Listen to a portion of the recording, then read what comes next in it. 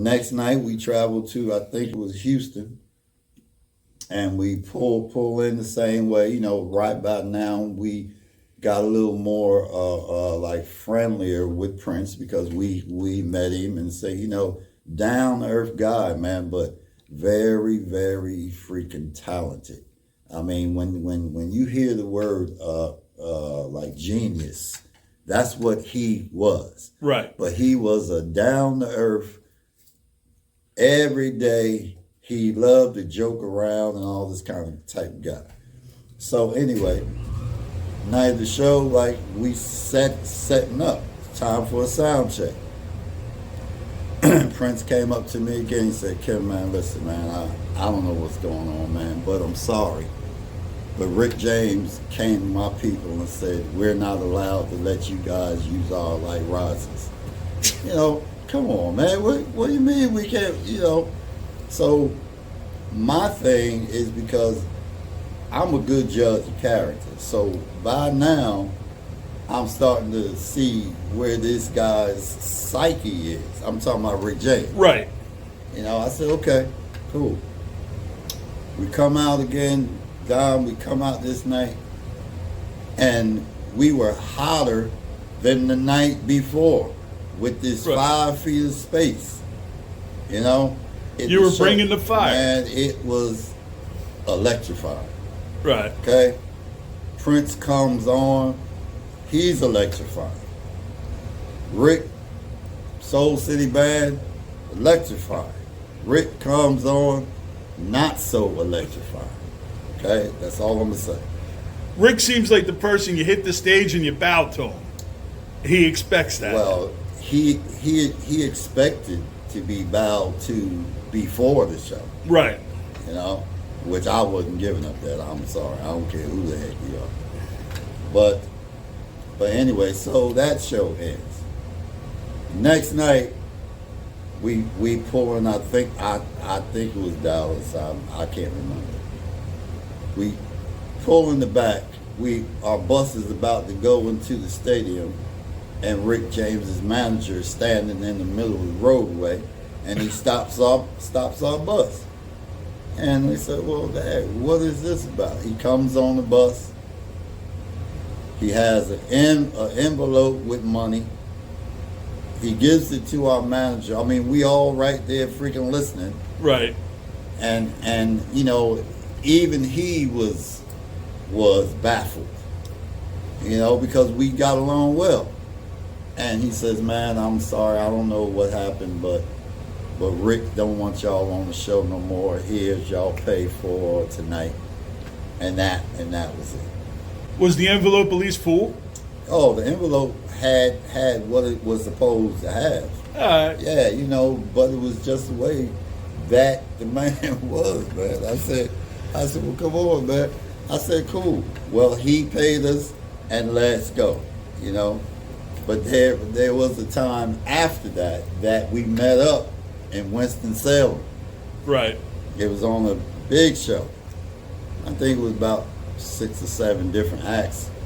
I think it was Foxy and I can't think of someone like it. Was Prince on that one too, or no? Oh, okay. No, Prince wasn't on that one, but the lineup for that show was that we were the supporting act now. Oh, okay. We came on before him. You got your risers. Oh, we had whatever we freaking wanted because we were the supporting act. Right. But the bigger thing about it is that he had no power to stop anything. Right. Okay? Fine. Show, man, and all the acts were good. But let me get to the main point. So it's time for us to perform. We come out, and like I said, man, I got my mind made up was hot. The record companies will tell us that it sold 1 million copies. You cannot tell that to me. Right. That thing went double platinum or maybe even triple. But hey, how do I know? I got to go with what the records that they show us. I'm sure that we're not the only act that experienced that. You know. So anyway, but my point is that the song was hot. So we do our thing.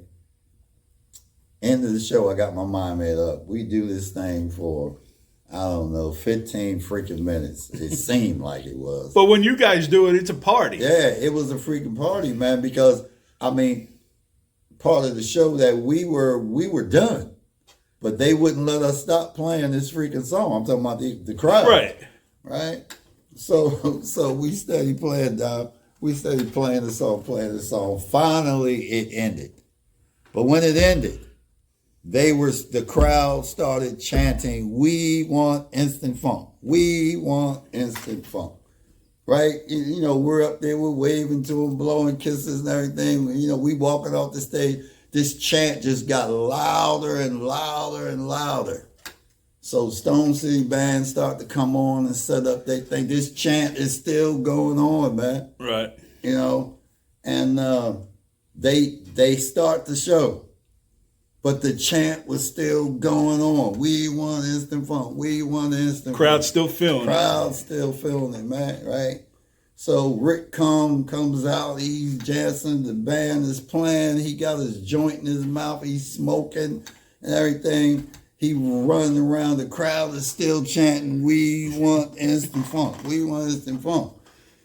I guess he didn't know he thought that these chants were for him coming on stage. But when he got wind of what they were saying, he freaking stopped the band in mid-stride and said, "What are y'all saying?" They said, "We want instant funk. We want instant funk."